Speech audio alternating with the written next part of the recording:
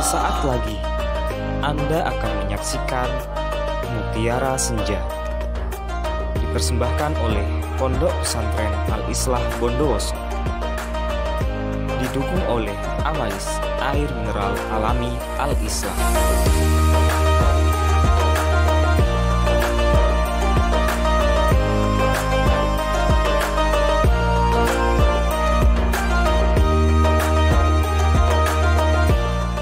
Bismillahirrahmanirrahim. Assalamualaikum warahmatullahi wabarakatuh. Alhamdulillahilladzi ja'ala syahra Ramadan syahrun mubarak, syahrul ladzi unzila fihi al-Qur'an hudan linnas wa bayyinatin minal huda wal furqan. Asyhadu an la ilaha illallah wahdahu la syarika lah wa asyhadu anna Muhammadan abduhu wa rasuluhu alladzi la nabiyya ba'dah. Ma'asyiral muslimin, para pemirsa Mutiara Senja yang dirahmati Allah. Alhamdulillah, puji syukur marilah kita panjatkan kehadirat Allah Subhanahu wa taala. Karena sampai saat ini, sampai detik ini, kita masih diberi kenikmatan oleh Allah Subhanahu wa taala. Kita diberi kesempatan oleh Allah Subhanahu wa taala untuk bertemu dengan bulan yang mulia, yaitu bulan Ramadan. Kita masih diberi kesehatan oleh Allah Subhanahu wa taala sehingga kita dapat menjalankan ibadah puasa, ibadah salat tarawih dan ibadah-ibadah yang lainnya di bulan Ramadan ini.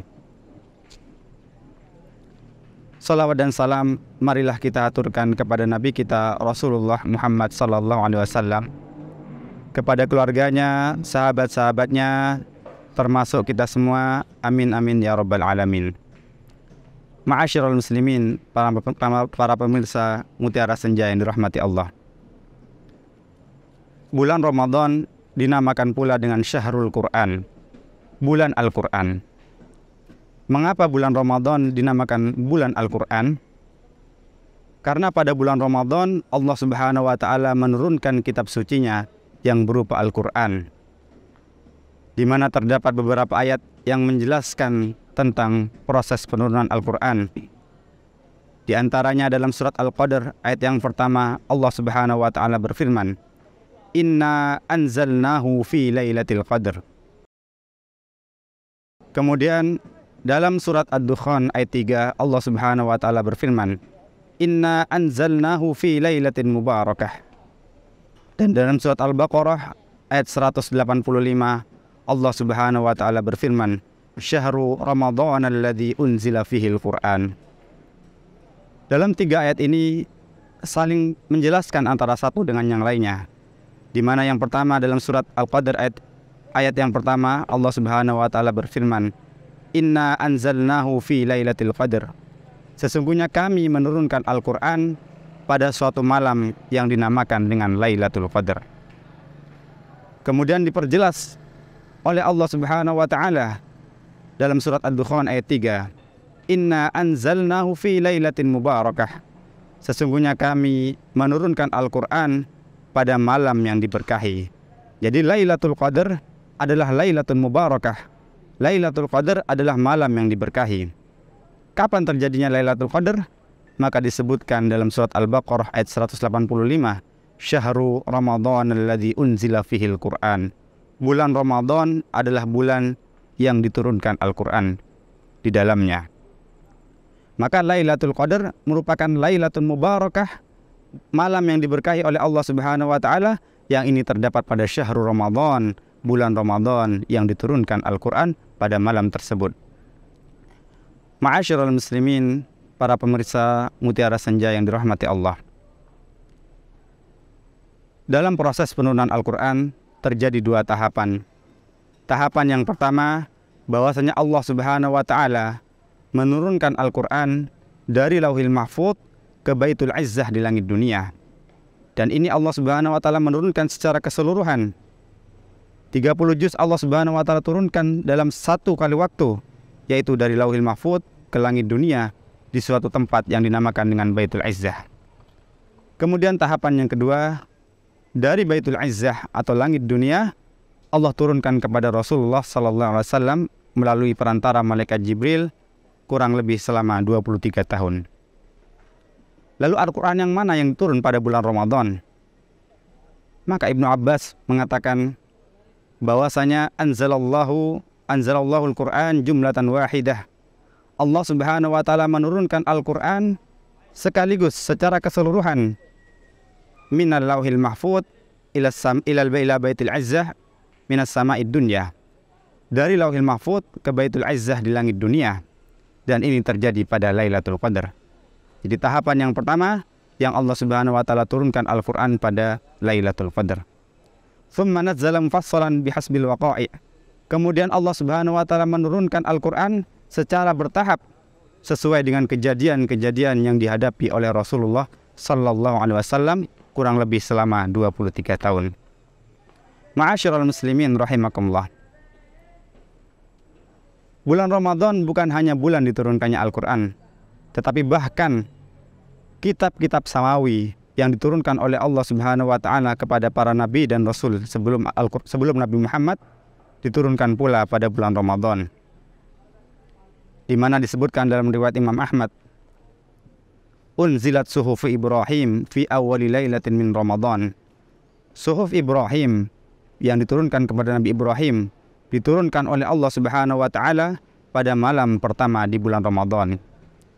Wa unzilatit Taurah li sittin madan min Ramadan. Dan Taurat diturunkan oleh Allah Subhanahu wa taala kepada Nabi Musa pada hari ke-6 di bulan Ramadan. Wa unzilal Injil li 13 madad min Ramadan atau khalat min Ramadan. Dan Injil diturunkan oleh Allah Subhanahu wa taala kepada Nabi Isa pada hari ke-13 di bulan Ramadan. Wa unzilal Furqan li 24 khalat min Ramadan. Dan Al-Quran diturunkan oleh Allah Subhanahu wa taala pada hari ke-24 di bulan Ramadan, atau yang dimaksud dengan malam ke-25 di bulan Ramadan. Maka kitab-kitab samawi, bahkan kitab Zabur yang diturunkan kepada Nabi Daud disebutkan dalam sebuah riwayat juga diturunkan pada bulan Ramadan. Diturunkan seluruh kitab samawi oleh Allah Subhanahu wa taala pada bulan Ramadan. Maka begitu istimewanya bulan Ramadan. Dan juga begitu istimewanya kitab suci Al-Qur'an. Begitu mulianya kitab suci Al-Qur'an. Sehingga hal-hal yang berkaitan dengan kitab suci Al-Qur'an akan menjadi mulia. Contohnya, Al-Qur'an diturunkan oleh Allah Subhanahu wa taala kepada Nabi kita Rasulullah Muhammad sallallahu alaihi wasallam.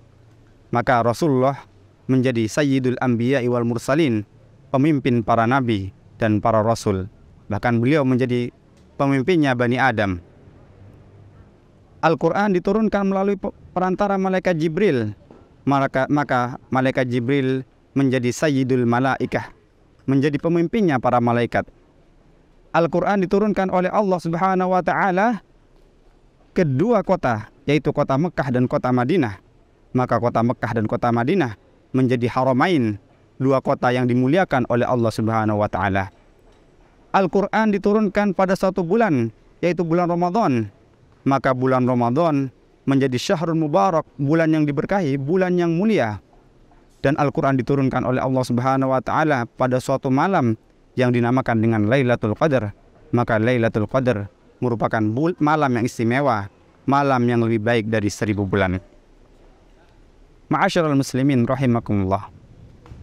Oleh karena itu, setelah kita mengetahui kemuliaan Al-Quran, maka hendaknya kita maksimalkan kesempatan di bulan Ramadan ini untuk berinteraksi dengan Al-Quran. Ada beberapa hal yang bisa kita lakukan untuk interaksi kita dengan Al-Quran. Yaitu yang pertama, kita gunakan momen kesempatan bulan Ramadan ini untuk memperbaiki bacaan kita, atau mungkin belajar membaca Al-Quran tatkala kita masih belum bisa membaca Al-Quran.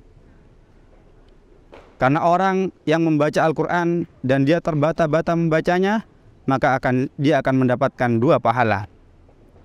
Pahala dia membaca Al-Quran dan pahala dia belajar membaca Al-Quran.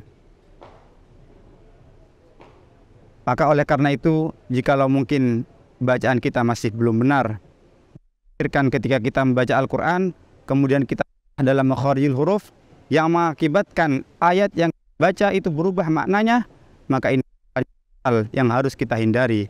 Maka gunakan momen kesempatan bulan Ramadan ini untuk memperbaiki bacaan kita. Kemudian yang kedua, interaksi kita dengan Al-Quran. Apabila mungkin kita sudah bisa membaca Al-Quran dengan baik, maka hendaknya gunakan momen kesempatan bulan Ramadan ini untuk kita memperbanyak tilawatul Quran, memperbanyak membaca Al-Quran, dan memperbanyak menghafal Al-Quran. Sebagaimana salafus soleh, ulama kita terdahulu, mereka mencontohkan di bulan Ramadan, mereka gemar membaca Al-Quran. Ibnu Rajab Al-Hambali dalam Lataiful Ma'arif menyebutkan bahwasanya Imam Qatadah ini terbiasa menghatamkan Al-Quran 7 hari sekali. Jadi sepekan sekali hatam Al-Quran. Kemudian ketika masuk bulan Ramadan, beliau meningkatkan kualitas bacaannya, atau meningkatkan kuantitas bacaannya, sehingga beliau menghatamkan Al-Quran sebanyak 3 hari sekali pada bulan Ramadan.